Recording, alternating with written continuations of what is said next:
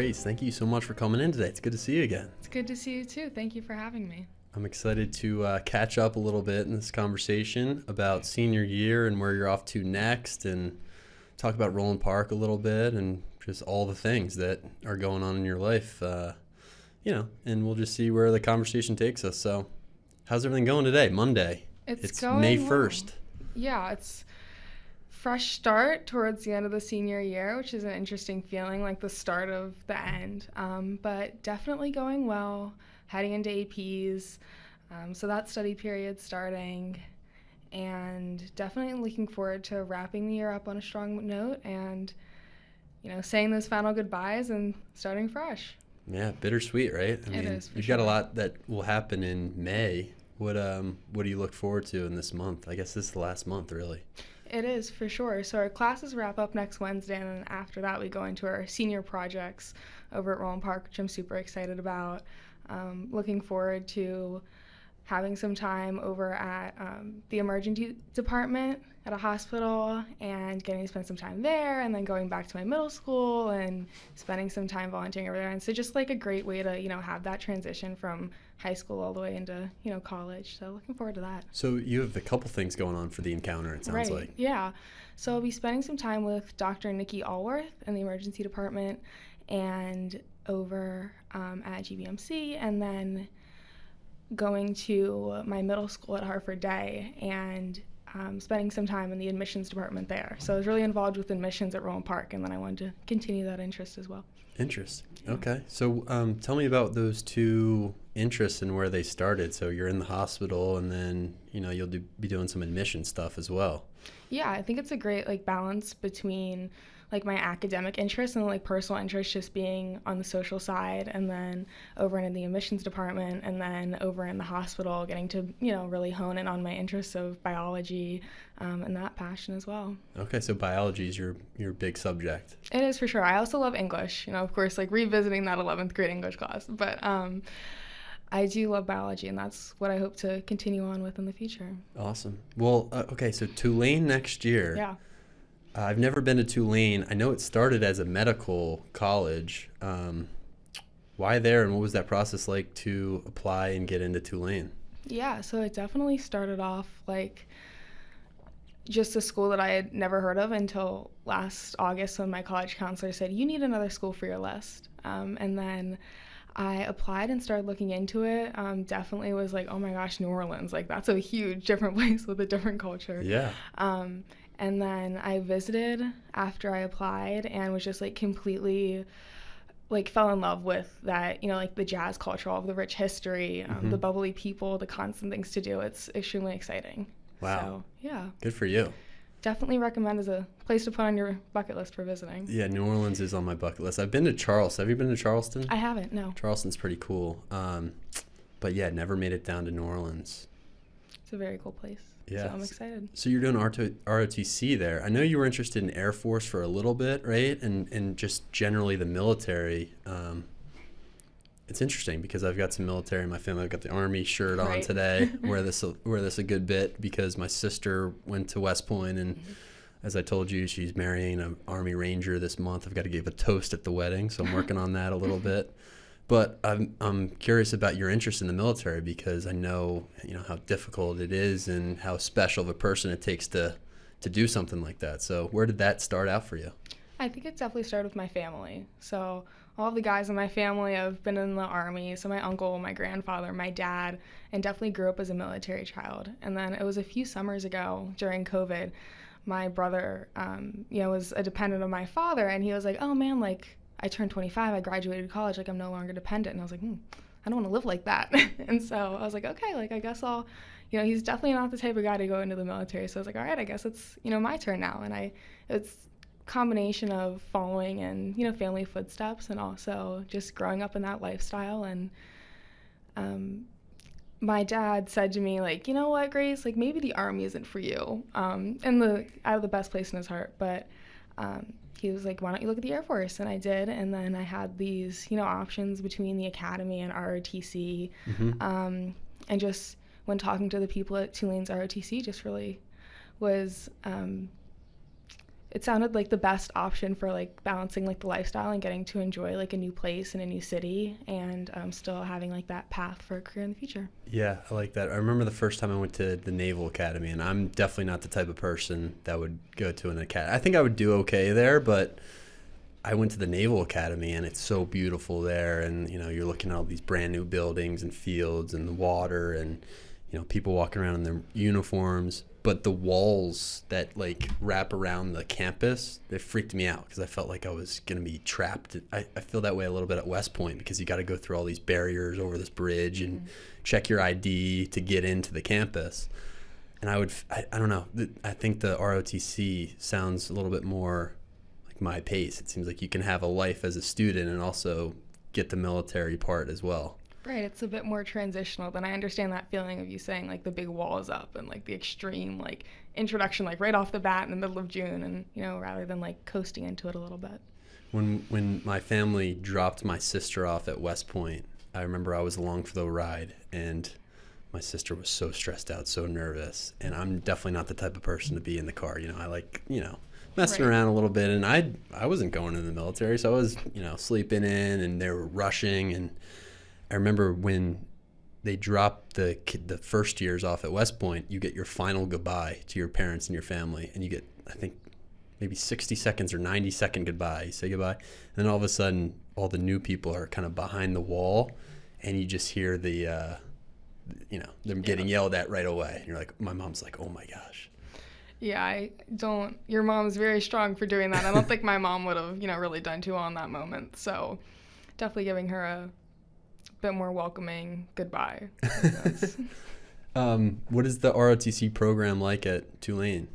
Yeah, so it definitely has some early mornings, 6 a.m. classes and PT, and those run until 8 or 9 in the morning, and going through like the basic introductions of like what the Air Force is and what your future is going to look like, and then different leadership labs with older cadets, and so learning from them, and then I have like the rest of the time to myself and getting to be a normal student. That's awesome. I like that. Do you know anyone who's at Tulane right now? Because I know it's helpful sometimes to have some people that have gone through it or who are there that you can talk to and lean on, especially when you're doing this difficult training. Right. Yeah, I've had the opportunity to talk to some people that I don't know personally, but just like cadets there now who are going through the process. I'll know of their names when I get on campus. But as far as Tulane goes, there are like 6 people at Tulane from Roland Park. So definitely some upperclassmen who I've done track with, who I've had classes with, who are there and can give me the insider tips. Yeah, it's pretty popular. I feel like I've heard more and more people going down to Tulane for school. It definitely is, like surprising how many people from Maryland are venturing down there. But it'll be nice to, be in a new place, but also like have a few familiar faces. So it's not, completely new. It's still big enough where I'm going to be meeting new people and things like that. But now, have you known for a while that you'd be going there, or is this kind of recent news? Because I know I follow the Gilman 23 class, and they're posting on Instagram, like, people who know where they're going to college now. And I know it's different for everybody. So when did you find out? And like, does everyone know where they're going to college at this point, or? Yeah, so May 1st is the big decision day. Oh, okay. So I think, today is the day where everybody's going to be wrapping up their decisions. I committed to Tulane in February. So I wasn't exactly the type of person who could wait till May to know where I'm going. I wanted to have a decision a little bit earlier than that. So I found out in December, and then made that final visit with my mom, and decided in February. That's awesome. Yeah, well, I know the feeling of, when you're going to college, you're probably looking at a bunch of different places, and the place that you choose usually gives you the best, gut feeling when you're on the campus at first. Yeah, there's not like, I can't find words yet to like figure out how I feel when I'm there. Like maybe better, after going through the whole college process, but it is just like that feeling of home and like excitement and nostalgia for having to leave, but just like that rush of energy and like seeing yourself there. Yeah, it's going to be so cool for you to, as you said, start a new chapter in a brand new place. I feel like Baltimore is a specific place, and it's very, I don't know. I feel like going to New Orleans is going to be a complete culture shift in a lot of ways. It'll definitely be a big shock for sure. I'm sure I'll have to like see food a bit more than I do now, and appreciate jazz music a bit more. But definitely only ever living in Virginia and Maryland. I'm excited. So did you grow up in Virginia and then moved here? I did, yeah. I moved during kindergarten. Okay. So pretty early on. Been here for a while. Gotcha. And is your family, I know you said your brother, are they still in the military, or like what is the history or what's going on with your family who was in the military at some point? Yeah, so my uncle retired out in California, and then my dad retired here a few years ago. So I guess I'll be the only one, active in the family. My brother didn't join, so he's in DC now, but he's going to grad school next year. Oh, cool. So my mom's, losing both at the same time. And are you the youngest? I am. You're the youngest. Cool. All right. Well, that sounds good. I was telling my class that I just taught English 11 because I'm trying to get them to write some college essays just in advance, because I know in August and September they'll be thanking me, hopefully, that I've kind of prepped them a little bit for that process. So I want them to write a college essay. I've been giving them different samples of what college essays look like. What was that process like for you? Would you write your college essay on? Yeah, so it definitely was difficult to dig down and find something on what is going to summarize my entire being in 500 words. It's the most difficult thing in the world is trying to get across to somebody who's never seen your face, who's never heard of your name, all of those feelings. So mine was actually on sewing, which was something that I don't think anybody knows about me. And so to have to talk about that for 500 words to a stranger was an interesting choice. But I talked about how I picked that up probably my freshman year, and then use that as an analogy for my interest in science and biomedical engineering and surgery. So talking about the meticulous aspects of sewing as well as the creativity that can be involved, and applied that to science and what I want to do in the future. Wow, that's cool. It reminds me of the one that we read today in class about pickles, and it's the first half of the essay is about pickles, and we're where is this going? And then I think as long as by the end of it you can kind of use that allegory or that analogy to how it, I guess, encapsulates what kind of person you are, it's a good essay. Yeah, start with anything for sure. It can go in absolutely any direction. So that pickle is a great example. So do you think you want to be a surgeon, maybe? I do. I want to be a trauma surgeon in the Air Force. Wow. Damn, that's awesome. I'm excited. It'll be an interesting path. But of course the military sort of gets to decide what I do. So we'll see how it goes. Yeah. And do you have family in medicine, or where did this originate? Why do you want to be a surgeon? I don't. I think it started out with a passion for biology, and then I also told myself I want everything except a 9-to-5 desk job, and so I think I went as far away as I could from that, and sort of ended up in surgery. Wow, pretty awesome and cool that you know already kind of where you want to go, or at least try.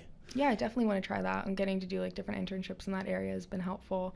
But then, of course, want to incorporate a little bit of research along the way too. I still enjoy reading and writing, and so I think that'll be exciting as well to merge those passions. Awesome. Well, that sounds great.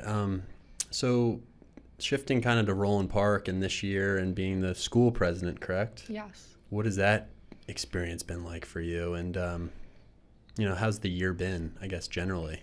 Yeah, I think it's been a phenomenal year.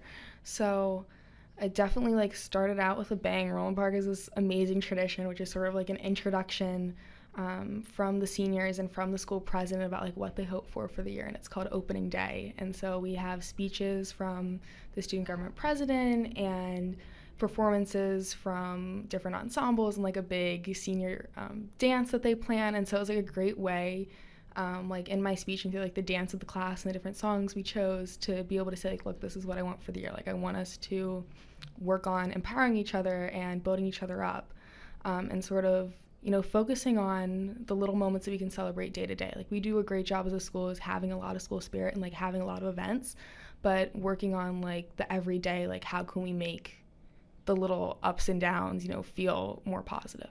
Yeah, you guys definitely have a lot of spirit days. We do. I recognize that. I got girls from Roland Park coming in costumes every other week. Yeah, we have to have more spirit than the rest of the tri-school. Gotta make our mark. I think you're probably winning in that. You get a little bit of backlash on that. Yeah. But it definitely is a very, happy and spirited place to be.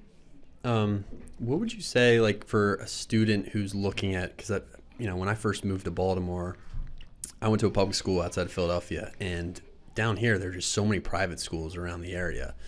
What would you say to a student who's like looking to come into ninth grade to one of these, private schools? You got McDonough, you've got Bryn Mawr, NDP, but what is it about Roland Park that kind of separates it and makes it a special place?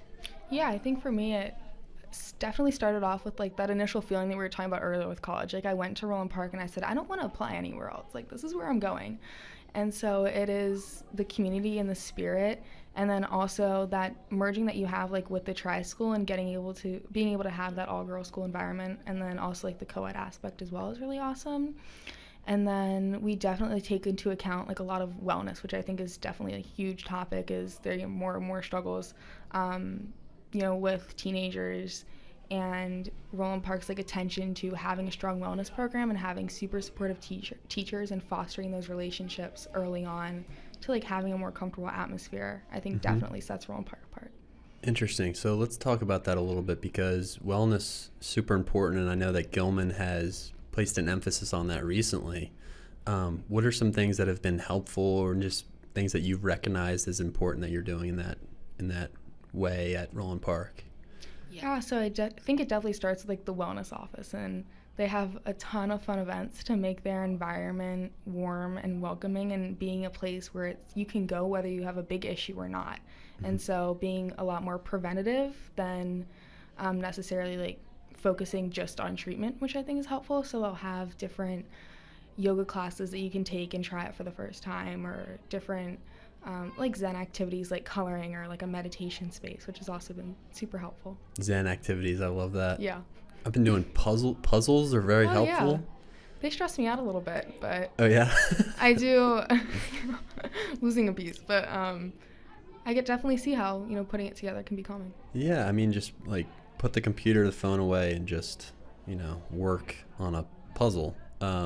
Another Zen activity you mentioned, yoga. I've been doing a ton of yoga at the Core Power right up the street, and hot yoga it's the best thing ever. I don't know if you've ever done it before, but I haven't. I'm actually getting a yoga membership for the summer. I decided it's going to be like my summer thing. So wow. Definitely want to try hot yoga. I used to do aerial yoga. My mom's a yoga instructor. Is she really? She is, yes. Where does she do that? She does it at a community college in Harford County. Okay, cool. So you've had it kind of in conversations for a while. You just never really tried it before? Yeah, I think I didn't want to try it because it was associated with my mom, being like a rebellious teenager. But yeah, it's something I definitely want to get into. Oh yeah, it's the best. I mean, I like it because running is it hurts sometimes if you run every day. I mean, I know you're a track person, so we'll talk about that a little bit, but I don't know, running hurts my joints sometimes, and yoga, sometimes I don't want to go because it's difficult. It's not easy, but when you get done, I don't think I ever regret going. It's just the best feeling. Right, for sure. Definitely have to try out hot yoga too. Excited for that. Yeah, hot yoga is very good. So track, how's that going for you, and what really got you into that sport? Yeah, so I definitely wanted to try something different. Like, my favorite sport is volleyball. Like, that's what I came into Roland Park having the intent to do. And then when it came to choose something for winter, like, I wanted to continue on a sports team. Never been a basketball person. And so I was like, I'll give track a go. And so it was one of those things, like, we'll just give it the first day, like, see how we like it. I'm not exactly sure why I came back. It was a very, painful and long first day. But fell in love with sprinting and then pole vaulting and high jumping, which are my main events. And I enjoy like the culture that our track team has. Like, it is a very like mentally tough sport, and so having a supportive group of people who can help you get through each day has been definitely the best part about it. So forgive me because I never did track. I don't know anything really about it, but I see you guys out there doing your different like what are they called? Events. Different events. How is it mentally tough? How do you have to be? How is it mentally challenging? Like, what is so difficult about the sport? Yeah, I think a lot of it has to do with the fact that like it is like an individual sport, and you're out there and like all eyes are on you at once, and like your performance is like dependent on you. Whereas with a team sport, like, okay, one mistake happens, like we'll get the next one sort of thing. Right. But especially when you have like one race, like one jump, like I feel like there's a lot of pressure for that moment. Yeah. Wow. Yeah. Pole vaulting, what is that like? It's crazy. Yeah. It's an unreal sensation. I think like there's a huge mental barrier with like having to overcome the fact that you are jumping into the air with a pole, and swing up and see what happens. It's an insane What's activity. like the first time you've ever done that? What is that like? Because I feel like that would probably be the hardest experience because you've never done it before. You don't know what's going to happen. Like, it's kind of awkward with this, piece of equipment. What do I do? Like, how difficult was it to just get in that barrier of entry? It was extremely difficult. Like, I do have a gymnastics background, and so I think that helped a little bit. And a great coach who was just run and jump. Like, you're not going very high. It's your first day. And just like, getting the feel of what it's like to be on the runway, what it's like to have that, big clunky equipment with you.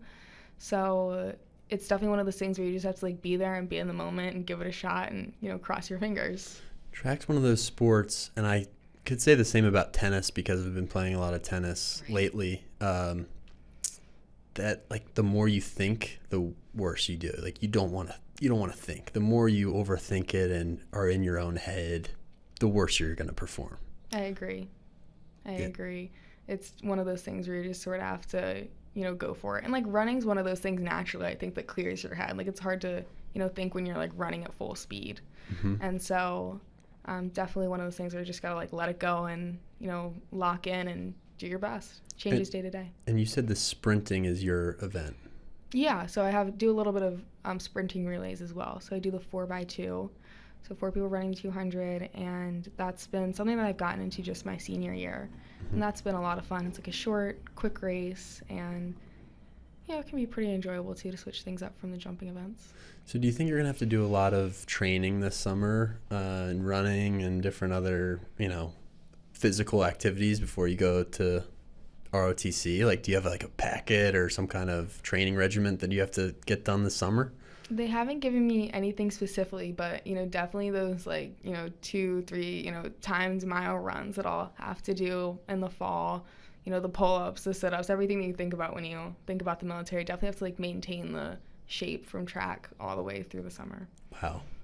Yeah, I was telling you before we got on air a little bit about my sister. My sister and her fiance are just like demons when it comes to physical workouts. Like they just, popped off a marathon yesterday, and it's just a different type of training and in shape than most people like to do. So it is. For kudos sure. to all you military. See how it goes. That's pretty awesome. All right, so student council, let's talk about that a little bit. Student government. I was in student government in high school a little bit, but I've noticed just at Gilman, I've done a podcast with Francesca from Bryn Mawr and Ben Weinfeld, our president.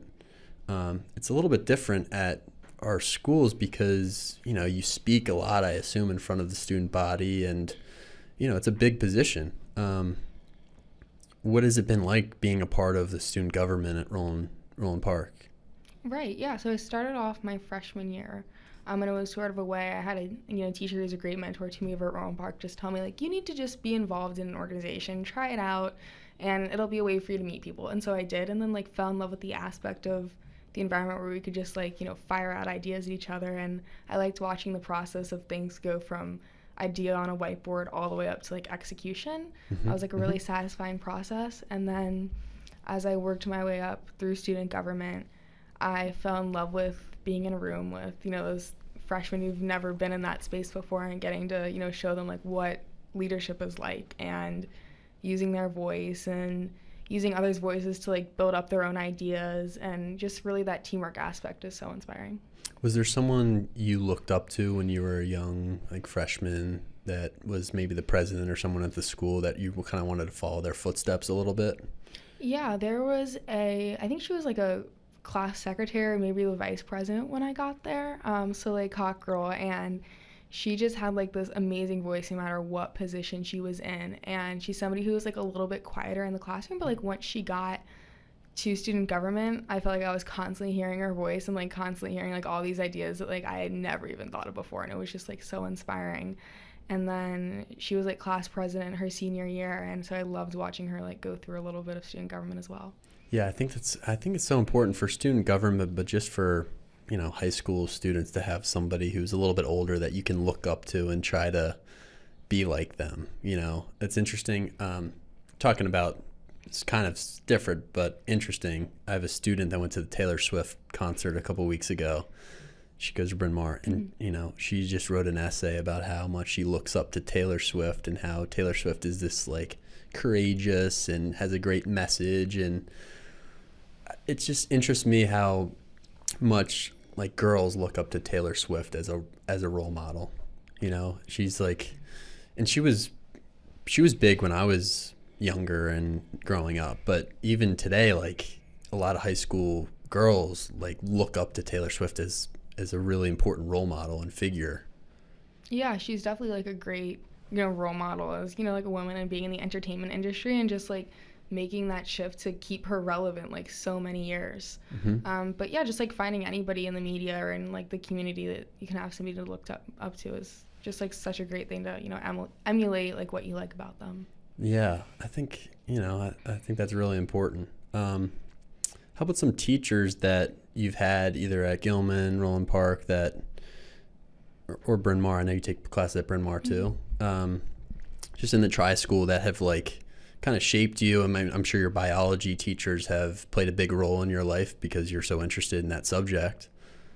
Yeah, I think my freshman year biology teacher, Dr. Hamilton, who was only at Roland Park for a year, but she made such a great impact, like not only for the content that she was teaching, but also like who she was as a person. Like she had such amazing passions outside of the classroom as well, which like showed me all of the different ways I could take biology into the future. Like she had a business where she took care of plants on the side and she climbed trees and just was this amazing woman who like did everything she wanted to and like never held back, like insane activities that you would never even think of, she was doing it. Biology teacher climbs trees. That's great. She was a crazy person, but definitely left like a lasting impact to have like that super fun adult in your life. And she would leave like notes in our lockers like, I know you're trying your best, and like things like that. So it made a difference.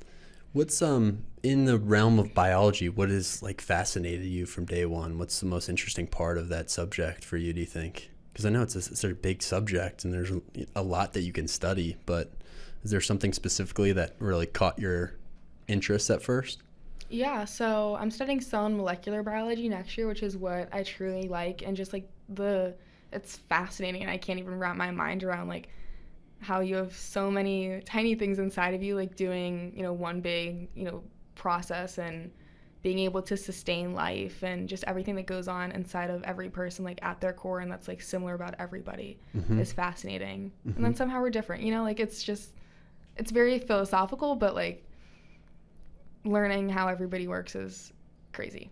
Yeah, that's one of the first things I think. I have a younger sister in 7th grade, and I think maybe 6th grade or 5th grade, I was home and helping her out with all of the parts of the cell, the mitochondria, cell wall, the difference between the plant and the animal cell. It's interesting. It is. But at first, when you first learn it, it's like you don't realize that these little things matter and they build up to you. Yeah, like thinking about like where I started off with like biology in elementary school, like your sister, all the way up to like what you learn now, and the more you grasp it, it's like the more amazing it becomes. Wow. And I assume are you in biology now? Okay. I am.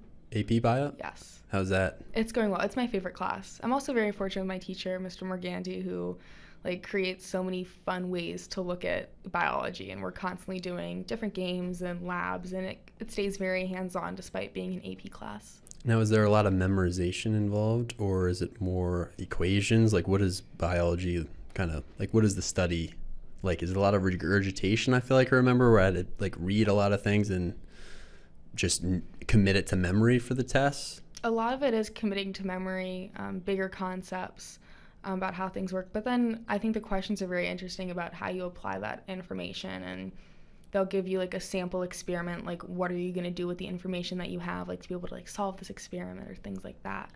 Or, like calculating different genetic possibilities as well. So it is a lot of memorization, but the tests itself are more like applying that knowledge. And you have bio lab, correct? Yes. You have lab day. What's been the most interesting lab that you've done in high school? We did a gel electrophoresis lab, which is the process of separating different particles to determine their similarities and differences within their DNA. So you can see like how fast it travels through a gel to like see how similar it is, which I think is fascinating. Like if it lines up the same, the two samples line up, then they're the same thing. But if they're off like a little bit, then they have like a little bit of genetic difference. And like, the farther out it goes, the more genetically different it is. Wow. Very precise and meticulous. It is. And it's like great to see like the, little tiny details. I find a lot of joy in that. Cool. Well, good luck with that next year. That sounds awesome. Thank you. Definitely not, I'm interested in it, but it sounds very intense, but I'm glad that you love it and passionate about it. It's going to be great study. You already kind of know that you want to major in that. So do you have to take gen ed classes or is liberal arts, is Tulane liberal arts, or is it focused on something specific? Yeah, it's I definitely will be a part of like the liberal arts college there, which has a very long list of gen ed requirements, which was something that almost like deterred me away from it. But the more I think about it, the more excited I am to be able to take a lot of different classes outside of my major as well. And they have like a ton of professors that I'm super excited about working with. Like Walter Isaacson is one of my favorite authors of all time. No way. And he teaches a history class there, and I'm like, oh my gosh, I have to be on that wait list. Wow. So yeah, it's extremely exciting. He's big time. Yes. He's written a lot of biographies, right? Steve Jobs and Da Vinci, I think. That's my favorite, and Einstein as well. And so I'm very excited too. So you've read some of those? I have. Wow. What was the Da Vinci one like? I haven't read that yet. It was crazy because it like tied in his love of art and science, and so which are two of my passions. And so getting to learn how he made all of these scientific discoveries through studying things in order to make better art was like my favorite part about the book. He was a genius, for sure. Yes. Cool. Well, that's going to be awesome. I'd love to hear back after you take a class with Walter Isaacson. I will, for sure. If I get off that wait list, definitely will. That's the worst. Sometimes in college, the most popular classes, there's a wait list or an application to get in. I think that's kind of a bummer sometimes, but yeah, it is what it is, Yeah. There's a lot of demand for a professor or class. There's not much else you can do. I know some classes I took in college, though, they videotaped it. So it's not the same as being in the actual room, but you could at least take a class and watch it on your computer. It's kind of lame, but... No, that's a nice touch to have. Did you have a favorite class in college? Favorite class, I took a really cool class with the former editor-in-chief of the New York Times, Jill Abramson, and it was a very small class. I had to apply for it, and somehow I got in. It was like me and 12 other people, and the class was about journalism, and it was during the 2016 election. So we were looking at news sites and seeing how different news sites kind of reported different things with different biases, and it was fascinating because that was kind of during the time when the term fake news started coming out, and we were actually looking at that as it was happening with a person who was very high up in this industry. So she could point out like this article is biased because X and Y, and it was just great. So that was probably my favorite class. I did take a computer science class, and that was the one that they filmed, and that was so hard for me. Yeah, I'm taking computer science at Bryn Mawr, and I love my teacher. I love my class, but for a second I was like, this is going to be my major, and then I got out of Unit 1, and I was like, nope, not for me. Really? How come? Yes. Why do you say that? It's challenging, and I still don't understand how computers read code and things. I'm still having trouble wrapping my head around that. So it's been interesting to learn about, though, and being able to write a program is incredible, but... Yeah, it's fascinating, and you kind of learn how these devices work, which is cool. You're holding your phone, and you have some idea of how when you touch this app, it opens up to this page, and you put your password in, right? But the thing that bugged me the most is I was up till 3 a.m. on a Wednesday night looking for that one semicolon in my code. Yeah, it is extremely frustrating at times like that, but it is rewarding when you finally find it. So. Do you guys, for that class, do you have a midterm? Do you have a final for that? Yeah, we did have a midterm. We had a lot of unit tests, and then the AP exam on Wednesday, so it'll be a tough one, but I'm looking forward to having it over with. This is a big week. I didn't realize how soon AP tests come up. It's the first week of May. You'd think they'd be a little bit later, but... Right around the corner, and get it done with the beginning of May, and it's, the end of a lot of classes, so... Things are wrapping up. Mm-hmm. So you've got this week. Next week is the last week, and then your own encounter. Right. Wow. Yeah, so it went by like so quickly. Like I was scrolling through my camera roll the other night, like having one of those like late night thoughts, like did this actually happen? Like I can't like remember like those middle months. It flew by so fast. So was it your freshman year was COVID or sophomore year? I mean, a little bit of both. Like it hit March of freshman year. So what's your sense of like how people your age, seniors, have responded or come out of COVID? Because I don't know if that's been fully recognized, the effect of like being at home for that long. Like what's your sense of that emergence from COVID-19, working from home, taking classes online for pretty much 2 years? Yeah, I think it definitely made us a lot stronger as a class coming out of it. Like being separated for so long and like not getting to build those strong connections like your first 2 years, then like finally getting to be back in the building and getting to be with people and like appreciating what it's like learning in a classroom and like having those in-person connections like definitely brought us together. Do you feel like some people, I think I believe this, like some people would almost rather be on their computers at home and taking Zoom classes than being in person? Yeah, like it definitely can be easier for people to learn, and I think without like those outside distractions, so to speak, it can be easier to focus for some people. I thought for a little bit that I was one of those people, but I definitely have enjoyed in-person, connections, and I feel like there's a lot more participation that comes along with that. Mm-hmm. I guess that's just the type of learner I am. Like I like hearing those outside questions that I, couldn't even come up with like that. I remember our class last year in English. I thought your class especially had so many different viewpoints, and it was interesting to hear all of your takes on the things that we read. So I think that class specifically was a good English class in general is a good place to, be together. But computer science, for instance, I wouldn't mind taking that on the computer because then you're a little bit more independent. I agree, for sure.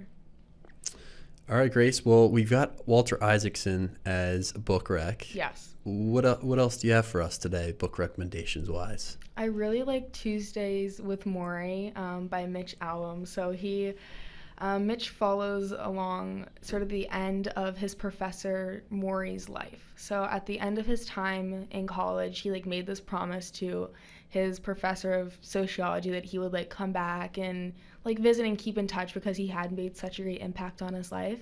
And then he sort of got so, busy that he fell out of touch with his professor. And then when he hears that he's passing away, he reaches out to him and they start spending every Tuesday together. And his professor Morrie sort of teaches him how to live and what it's like to live knowing that you're dying.